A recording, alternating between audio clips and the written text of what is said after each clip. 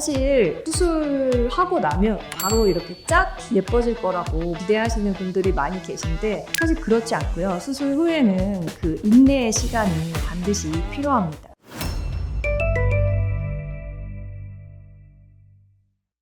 당신의 상상을 현실로. 안녕하세요. 소울성형외과 엄수진입니다. 오늘 나눠볼 이야기는 쌍꺼풀 수술을 하기로 결심하시고 나서 가장 많이 하는 고민이신데요. 그럼 수술 전에 뭘 준비해야 될까? 어떻게 해야 되지? 그리고 수술 끝나고 나서 어떤 거 주의해야 될지, 그런 수술 전후의 관리법과 주의사항에 대해서 말씀드리도록 하겠습니다. 혹시 그 쌍꺼풀 수술하기 전에 뭐 준비해야 될 사항들이 있을까요?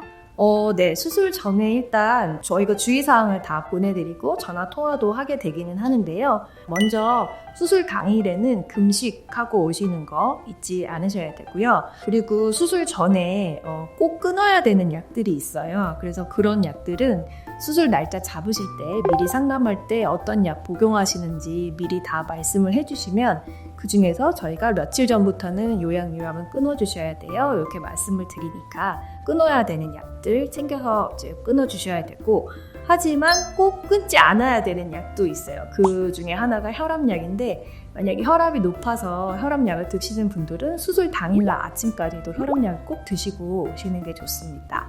그리고 수술 후에 이제 귀가하실 때 필요한 준비물로 모자나 선글라스 이런 것들 챙겨 오시면 수술 후에 집에 갈 때 좀 덜 민망하게 가실 수 있으실 거고요.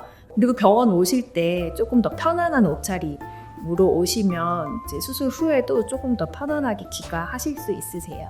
수술 후 관리법에 대해서 어떻게 되나요, 원장님? 주의사항과. 일단 수술 당일 후에 이제 집에 귀가하시게 되면 당일날은 조금 불편하고 약간 뻐근하고 그런 통증도 있으실 수 있어요. 그래서 저희가 이제 챙겨드리는 약 잘 복용하시고, 그리고 이제 뭐 수술 부위에서 뭐 피라든지 이런 것도 좀 나올 수 있으니까 그런 경우에는 같이 챙겨드린 꺼주로 그냥 가볍게 닦아주시는 정도 하시면 좋겠고요. 그리고 수술 후부터 한 3일 정도까지는 좀 더 붓기가 매일매일 많이 생기는 시기예요. 그래서 그 시기에는 이제 냉찜질을 하시는 것을 추천드리고, 한 3, 4일 이후부터는 이제 붓기가 서서히 빠지기 시작하는 시기니까 그때부터는 따뜻한 찜질을 해주시는 것을 추천드립니다.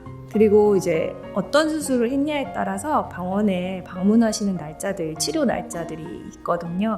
그래서 그거는 저희가 이제 귀가하실 때 안내 드리면 그거에 따라서 병원에 오시면 되는데, 일반적으로 저희 병원 같은 경우는 수술한 다음날 일단 살때 체크, 혹시 뭐 피가 고이진 않았는지, 붓기가 너무 심하지는 않은지 이런 것들 체크하기 위해서 수술 다음날 한번 치료 오시고요.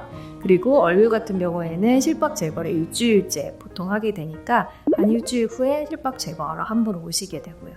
그리고 보통 다음 경과는 그 수술 후에 한 달째쯤으로 잡게 되는데, 그 이유는 그때가 가장 흉터가 좀 반응이 많을 때예요. 그래서 좀 단단하기도 하고 튀어나오기도 하고 아무튼 그런 흉터 때문에 조금 문제들이 있을 수 있는 시기여서 그 시기에 저희가 경과를 한번 봅니다. 그래서 괜찮으신 분들은 이제 그렇게 체크만 하게 되고, 간혹 이제 보고 흉터가 조금 안 좋다 그런 분들에게는 흉터 치료를 같이 이제 처방나가게 되는 시기예요. 수술 후에 바로 씻을 수가 있는 건가요? 수술 후에 실밥이 아직 남아있을 때에는 세안은 안 하시는 게 좋습니다. 그러니까 당연히 로션 같은 것도 안 바르시는 게 좋은데, 사실 굉장히 찝찝하고 불편하잖아요. 머리도 잘 못 감고 하니까. 그래서 이제 저희 병원에서는 이제 챙겨드리는 클렌징 티슈가 있어요. 그래서 그걸로 실밥 푸시기 전까지 세수는 하지 마시고 그걸로 대신 세안, 클렌징 하시면 되고, 그리고 머리도 사실 감기가 힘드니까 그럴 때는 뭐 미용실 가서 감으시는 분들도 계시는데 저희 병원에서는 샴푸권 하나 드리고 있거든요. 그래서 수술 후에 이제 머리 못 감고 불편하실 때 병원 오셔서 편안하게 샴푸도 하실 수 있게 그렇게 해드리고 있습니다.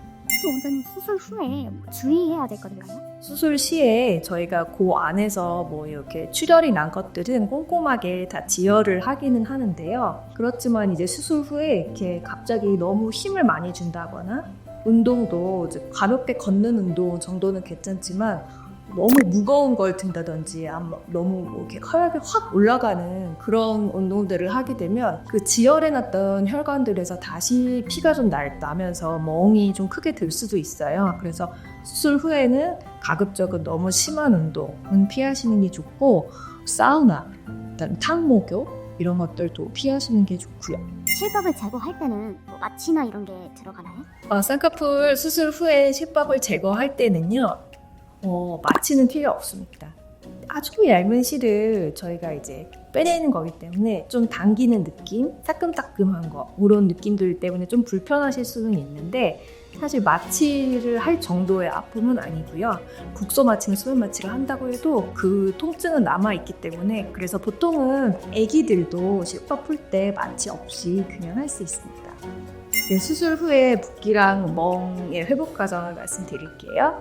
일단 수술을 하고 나면 바로 직후는 오히려 괜찮습니다. 그 국소 마취제가 좀 포함되어 있기 때문에 약간 부어 있는데 그것들은 한 3-4시간 정도면 거의 흡수가 돼서 감각 같은 것들도 거의 내 살처럼 돌아오는데요. 그리고 나서 이제 한 3-4일까지가 많이 붓고 멍도 들고 그러실 수 있어요. 그래서 오히려 저녁에는 좀 괜찮았는데 아침에 일어나면은 또 더 부어있고 조금씩 더 붓고 그런 일이 한 수술 후 2-3일까지 일어날 수가 있습니다. 그때는 최대한 좀 너무 많이 누워 계시지 말고 좀 앉아 있으시는 게 더 좋고요.